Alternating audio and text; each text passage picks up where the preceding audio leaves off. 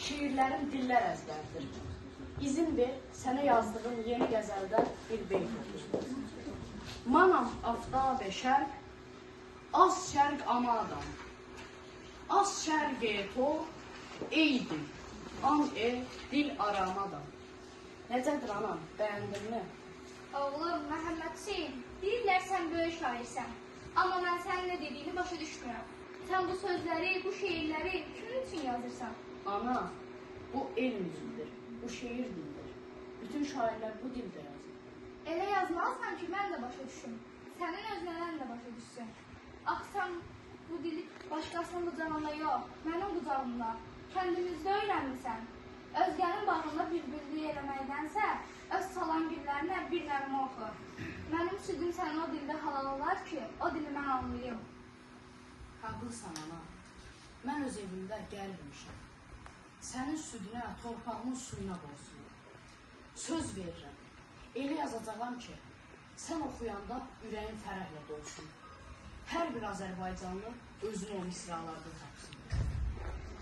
Türkün dili tək, sevgili, istəkli dil olmaz. Özgə dilə qatsam, əsil dil, əsil olmaz.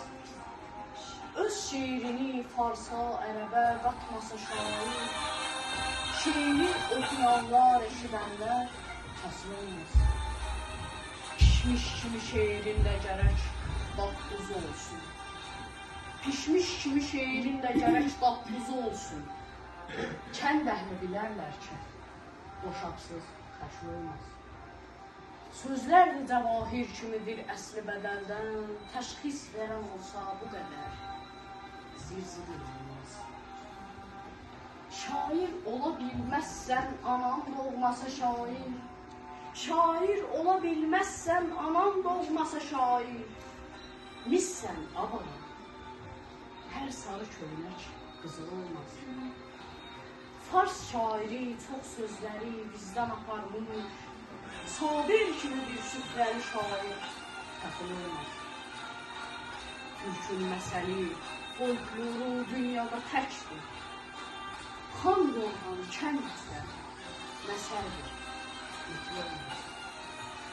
Bu şəhriyarın təbi kimi, silməli çeşmə, Kövsər ola bilsə demirəm, sənsəbil olmaz.